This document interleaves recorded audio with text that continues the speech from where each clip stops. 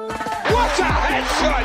What a head! How's it, guys? This is Dayvy, FPL, and welcome back to the Fantasy Premier League video here on my channel. Now in this video, I'll be taking you through my very own transfer plan for the upcoming Game Week 14. So yes, I know we still have one game coming up tonight. That's me, Fulham vs Wolves, but I don't own any of those assets, and therefore I can prepare my transfer plan pretty decently.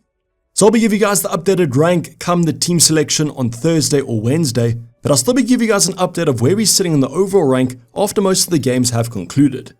Then I'll be jumping into all that Game Week 14 goodness, the transfer plan and the team selection, and I might have actually used both my 2 free transfers already.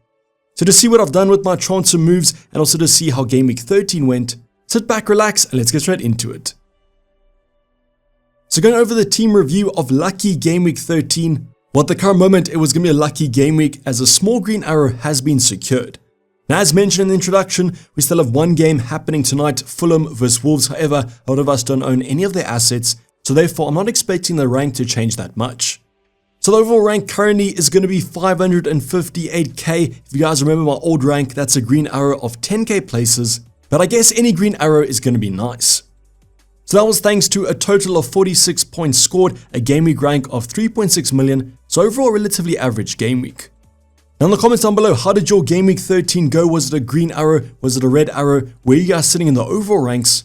And what's the transfer plan looking like for the upcoming Game Week 14? In terms of my transfer plan, I have 2 free transfers and 0.2 left in the bank, and I'll be going over my moves or planned moves in the future talking points. But getting back to those 46 points, well actually some came from our bench this week. It was going to be Archer who came off for the injured Bowen. Now unfortunately I didn't have Lascelles first on my bench. If you guys know what happened in that Newcastle-Chelsea game was a pretty mad one, lost their clean sheet but ended up scoring and also got a bonus point I think. But that 7 points will be firmly rooted to my bench after no defenders or no more injuries occurred in my squad, but at least he's got Charlie Taylor for company. So let's go on to the starting 11 with Strakosha not even starting, therefore Areola was once again between the sticks, and luckily this week he actually got a save point. Now they were playing Burnley, so I was actually expecting more. I was at least hoping for a clean sheet because I can't see too many in the future game weeks. As you guys know, that West Ham defense is simply terrible. So no, not even against Burnley could they keep a clean sheet, but as I said, at least a save point did come about, so he ended on 3 points. Now I'm going to start off in the middle of our defense with Gay for Crystal Palace. Unfortunately, they scored and actually lost that DM, and that's why Gay is only on 1 point. So I had a little bit of hope for that Luton game for that Crystal Palace defense, but after the Eze injury, I guess things just went downhill, and we can't always rely on attacking returns from the centre back. But luckily, our left and our right centre back in this back 3 got us a clean sheet. That was going to be Saliba, who was a new transfer in, and also Gabriel. So if you guys watched my deadline stream, you guys will know the move I did was Matty Cash out for Saliba. On paper, that move looks pretty decent after Matty Cash went off for 0 points. Now Gabriel was actually on for some bonus points but lost it at the dying minutes, but at least these 2 racked up a clean sheet, which therefore meant an Mbumo blank as they didn't own the Brentford attacker this game week. But actually just super happy that this move paid off straight away in Game Week 13, as the real reward of this only comes in the future game weeks when Arsenal have better fixtures. Now moving on to midfield department, and we'll start off with Mo Salah in that game against Man City, yet again racking up an attacking return. This time it was the assist for the lovely taken Trent Alexander-Arnold goal. So one of those where the assist probably didn't matter too much, just the great strike from Trent at the end of the day. But once again, the attacking returns are just flowing in for the Egyptian. So if you guys ended up captaining Mo Salah, that would have been a fine captain to go for, better than my captain Heung-min Son, who only got 4 points, 2 doubled. So this was probably the biggest disappointment of the game week, was the fact that on Saturday most people's captains had played, whether you guys went for Mo Salah, went for Erling Haaland. And I won't lie, after them scoring 5 points and 7 points respectively, I was willing to take that. Then Sunday rolls around, we had that massive game, Spurs vs Aston Villa, a lot of goals were anticipated, and Heung-min Son scored a hat-trick, unfortunately of offside goals. So don't you know what happened there? Maybe you forgot how the offside rule works, but putting the ball in the back of the net 3 times and not getting any attacking returns is a little bit unlucky. Now no, I'm not saying that Aston Villa's high attacking line, they play the offside trap so well. I'm not saying that that wasn't kind of utilized, but I was expecting a little bit more out of Heung-min Son. So I think you guys can understand my disappointment, probably if you captain Heung-min Son as well after those Saturday games. As I said, I would have still captained Heung-min Son, just didn't pay off this week with only him getting 2 points. Now, another player that actually had a pretty bad game but still managed to rack up some bonus points and an attacking return was Bukayo Saka, and the reason I'm saying that was that his XG was pretty low in this fixture.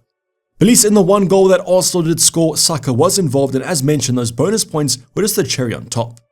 So I'm still monitoring the situation with him currently because, as I mentioned, the attacking stats aren't great, but if he can keep on getting attacking returns, I won't really complain. Now the next option I was also a little bit unhappy about. It's going to be Jared Bowen. On Friday we had the press conference. He was going to face a late fitness test in order to play that Saturday fixture. So yes, there was a chance that he missed out. I just thought there was a better chance of him playing, but that wasn't the case and he wasn't even on the bench. So now you guys can see why Archer will come off the bench. So we're going to gain 2 points, but the overall is still going to be 46, as I've already taken that into account. I just wish that he actually played this game against Burnley. I was expecting a few attacking returns, but I guess that is how it is sometimes with the FPL. Now in terms of Cameron Archer, didn't really do anything. Sheffield United had a very low XG for a home fixture, and with some people actually considering playing him in the starting 11 to start off with, I think most of us were pretty disappointed. So no kind of jam off the bench this game week, would have really loved it as it was a pretty low scoring game week.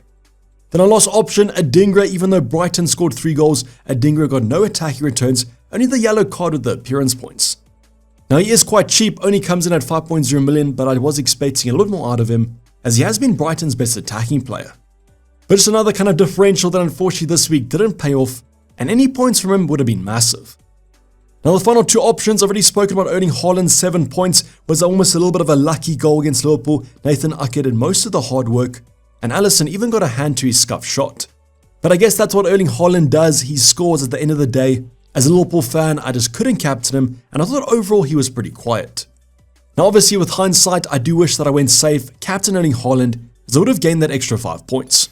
Now 5 points also what Ollie Watkins scored in game week 13, racked up a yellow card, which is why he got a minus point, and unfortunately at the end of the game fell out of the bonus points. Now he was included in that massive game, Spurs vs Aston Villa. I was expecting a ton of goals, high lines, injuries, all could have played out, but that game only ended 2-1. But I guess at least Ollie Watkins has been pretty consistent, scored at the end of the day, and we always have to take those points. But with game week 13, I can't help but think that this green arrow could have been that much more. If Heung-min Son just got 1 goal, it would have been a massive boost, and unfortunately this week going differential hasn't paid off. Now if you guys did go for Erling Haaland captaincy, or if you went for differential captain, or I guess if you guys just own someone like a Gibbs White or an Anthony Gordon, would have been a massive game week for yourself, and let me know how it went in the comments down below. Now before we get on to the actual transfer plan, I want to show you the team selection as it was before any transfers were made, as I always like to give you guys the context of my team. Now in terms of the bench this week, kind of picks itself. Got Strakosha, who won't feature. Arch against Burnley after that Sheffield United game in game week 13. I'm not super confident, and that's how I'll once again be benching him. Now in terms of defenders, we might have a little bit of a benching dilemma this week. Got Lascelles against United, but they've resurged against Everton. And finally Gay against West Ham, and is an away game. Now you guys can comment down below once you see my defense if you would rotate any of these bench options, but I think currently I've got it right. So it's Strakosha on our bench. We'll have Areola against Crystal Palace at home. Now they have just lost Eze to an injury. It might be long term, it might be short term, and he might actually be fine for game week 14.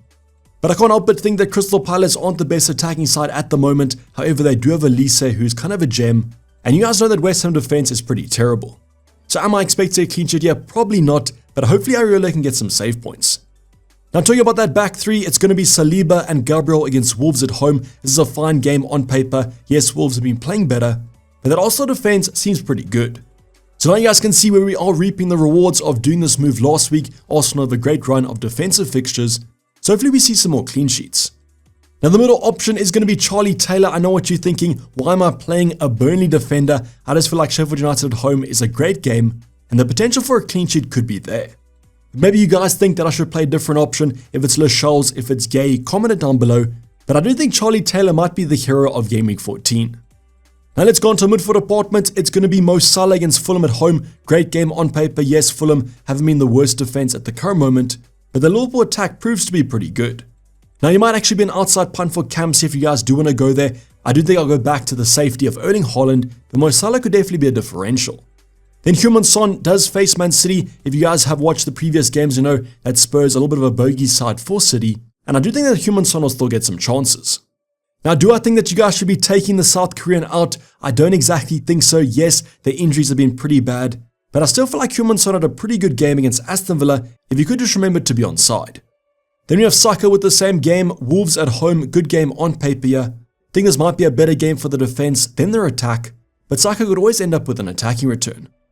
Now the last two options are subject of some transfer decisions. It's going to be Jared Bowen against Crystal Palace. Is he even going to be fit for Game Week 14? If you guys are going to keep him, just wait for the press conference. But West Ham also play in the European competitions. That's going to come up on Thursday. So there should be plenty of information by the time the deadline comes for Game Week 14, whether it be the press conference or, as I said, the European game. But Crystal Palace at home isn't the best fixture in the world, but it's not the worst. Then our final midfield player is going to be Adingra against Chelsea away. Chelsea have been conceding recently for fun, but I guess so have Brighton. Now Brighton also have a European game coming up on Thursday. They do have some players returning from injury, but I'm fairly sure that Adingra should probably play in Game Week 14. Now going to the forward department, Erling Haaland will be my captain this week, probably just a really safe option, and I do think that Spurs will concede a few. Unfortunately, too many injuries at the current moment.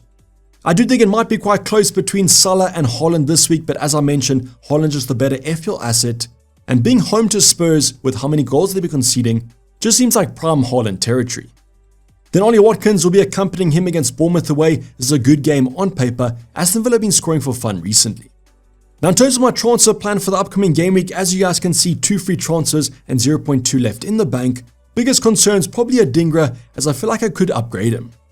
Other than that though, the team looks fairly settled. Yes, Heung-min-son might be attractive as a transfer out before Man City, but I just believe that he's still an elite FPL asset. Then obviously the news with Jared Bowen, if he's going to be missing Game Week 14, that might force our hand, but my hand might have already been forced. So let's go over the transfer plan, and as mentioned, I've actually already used both my 2 free transfers. So yes, as you guys are watching this video on Monday, I used one on Saturday night and then another one last night on Sunday. So I want to give you guys the context of my moves and the reason why I did them. The first move was actually going to be Adingra out. I had 0.2 left in the bank. So who did I go for? Well, I had the exact funds for Cole Palmer. Now Cole Palmer rose in price on Saturday if you guys did see that. And I just believe that this was an upgrade I wanted to do anyways in the future. So yes, Adingra might actually score more points than Cole Palmer against Brighton, but I believe it's the better game, Chelsea at home, and also Lewis Dunk will be missing this through suspension. Now yes, Cole Palmer had a pretty quiet game against Newcastle, but they are basically the 3rd best defense, and I still believe he's pretty nailed at his cheap price point. So this move was done on Saturday night. I had the exact funds to do it, I pulled the trigger, and with Chelsea not having any European football, I do think I should be fine. Now the next move that I did last night, if you guys also saw, I really wanted Mbeumo and he rose in price last night, so I pulled the trigger on Jared Bowen out. Now yes, this move might backfire, but like Cole Palmer, Brentford aren't in any European competitions, and if Jared Bowen's back, he might actually play on Thursday in Serbia. Now if you guys look at the fixtures, I do believe Brentford have the better run. It's Luton, Brighton and Sheffield United, Brighton yet again without Lewis Dunk, and that's sandwiched between 2 pretty high intensity games. So not only Luton and Sheffield United, who are looking pretty bad defensively, a very tired Brighton side without Lewis Dunk, I think Mbeumo should absolutely feast. But yes, you guys don't have to make this move. I think that Jared Bowen, if he's fine for Game Week 14, is a perfect option, but in my transfer plan a few weeks ago, I already penciled in this move. I just believe on paper Mbeumo is a much better option in terms of FPL than Jared Bowen, and let's see if that plays out in the next 3 game weeks. So these 2 moves, as I've said, have been completed. We can basically chill for the rest of the week. It might be more stressful as waiting for some injury news, but because Brentford and Chelsea don't have European games, we should be fine for Game Week 14. So comment down below, what do you guys think of these moves? Do you think they were good moves, bad moves? Yes, I was a little bit impatient. I went for the price rises, but these transfers are basically planned for the future anyways. Now the one thing I will note, if you guys haven't done these moves, if you can afford an Anthony Gordon, he might be a better replacement than a Cole Palmer. But I want the Chelsea man for that run starting in Game Week 16 anyways. Now if you guys have any transfer dilemmas, comment them down below. I'll try and help you guys out. But just remember, we still do have the European games coming up from Tuesday to Thursday. Now the last talking point, I just want to give you guys a reflection of the updated team selection. So the team on screen was before the moves. So let's incorporate Mbeumo and Palmer right now. So those 2 will slot in for Jared Bowen and Adingra. And as you guys can see, 0 transfers currently, but we now have an increased bank of 0.6. So if you guys don't like Cole Palmer, you guys can go for other options. I already mentioned Anthony Gordon if you want to go there. But I'm locking in the move for the future anyways with that nice Chelsea run from Game Week 16 onwards. So I do think the starting 11 has looked improved now in Bumo Luton at home, Palmer Brighton at home. Home games are always better than away ones. So the starting 11 on paper looks like a massive game week for Game Week 14. The points should hopefully be there. Let's see if we got our decisions right. But as mentioned, any transfer limits that you guys do have, comment them down below and I'll try and help you guys out with your own transfer plans. But this is basically going to wrap up the video, guys. Hope you guys did enjoy it. Please don't forget to like if you did and subscribe if you have subscribed yet. Tons of content still coming up, the ultimate guide and the team selection. So make sure your notifications are on for YouTube. But for the time being, I'm going to be signing off. It's been Dayvy FPL and I'm out. Cheers, bye.